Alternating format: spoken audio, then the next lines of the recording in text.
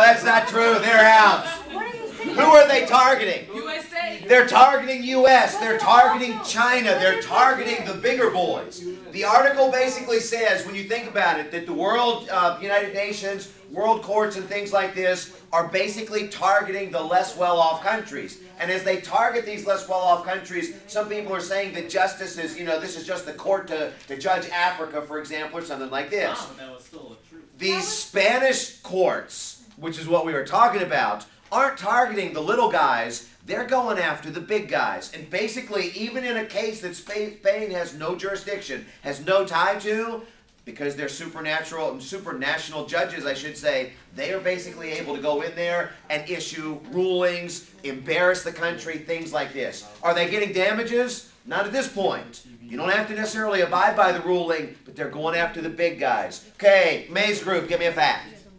Okay, one of the things about... Somebody other than Daphne who spoke last time. Okay, so... Oh boy. businesses. Well, I have this one example, like how location used to limit globalization. Hey, thanks for joining us. Okay, how location used to limit... business. Yeah, what are we talking about? Go ahead. Like, do I just take over? Yeah. All right. She'd like to know if she can take over. Well, Dina started, so somebody in the group other than Daphne's got to talk. This location thing, we well, gotta go. I'll give you another one. Like, for example, how Japan had to limit globalization because... Can I talk about that? Yeah, go. Somebody tell me something. 4. Well, like they had to balloon limit god. globalization because what happened was that Japan, like, the rice is very important to their culture. Yeah. And it's more, like, they can't just buy it from the U.S. The U.S. is one of the biggest sources of rice. And they can't just buy it from the U.S. because it's pretty, it's very important to their culture. And even though it's more expensive for Japan to make their own rice, they do it because... I think this is from the free trade chapter, but I'll take it. One of the arguments against absolute free trade is the idea, when you think about it, the number one or the primary benefit, and I know you guys all know this, of free trade is to get the good at the lowest cost. That's what it is. So you would think that anytime you can get something cheaper, that's better for the consumer. What you're saying with Japan is, okay, Japan is basically at the point right now where they could probably get cheaper rice from someplace else, but they're going to protect their own rice because rice is such a genuine part of their particular culture. So what were you saying the primary benefit of free trade was? The primary benefit of free trade is that consumers get goods for the lowest possible price. Good to know. Which I know that all of you already know. Jeff, pick me a category. I mean, give me a... Golly, I'm really out of it. Give me an answer. Good to know. Ladies and gentlemen, it's B. It's B. Go. 4. I want to talk about telecommunications. All right, what about telecommunications? You can give me something really short for telecommunications. Okay, I was just going to refer to the Outsourcing Comes Home article. Okay. Basically, the counterpart to that was instead of outsourcing and sending jobs overseas, companies were starting to hire people into Homeshoring. Homeshoring. What is homeshoring? Working from home. That's all it is? Working from home. Well, the internet funny. and telephones and stuff like that shrinks the world, so you can work for whatever company you want from the privacy of your own What does bedroom. telecommunications have to do with globalization?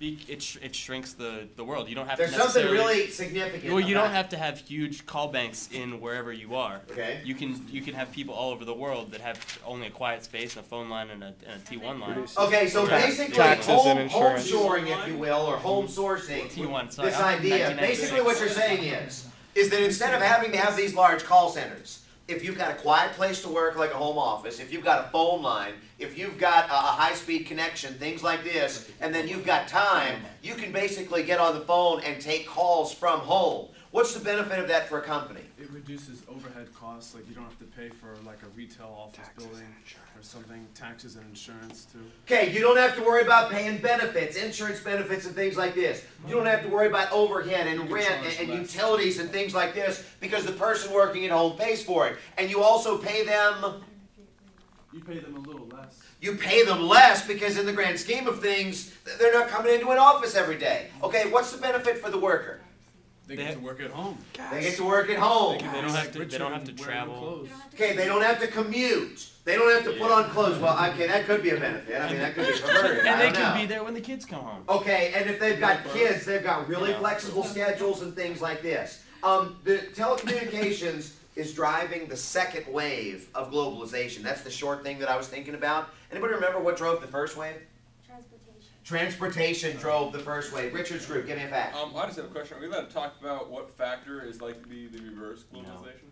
Yeah, you can mention that. Well, I would say that it would be the race to the bottom. Which is you would say this as the definitive expert. You would say that, wouldn't you? I would say that as the definitive expert, and from what the book has told me from the book, what the liberals fear will be the race to the bottom. Crazy Because Shimko. after everybody goes to, from India to get all their products, then to Vietnam, and they run out of poor countries to just go to not pay regulations and If taxes. I'm not mistaken, I believe the book says something different as far as what the number one reversal is. Can somebody tell me what it was? Higher transportation costs. Yeah, Richard, the definitive expert, is evidently not the definitive expert. Maze group, give me a fact. Gotta go. The tyranny of location.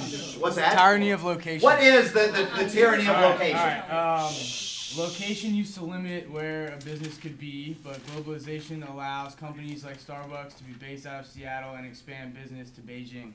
Okay, but what is tyranny of location? I get that. Like, you could only have a business in one place.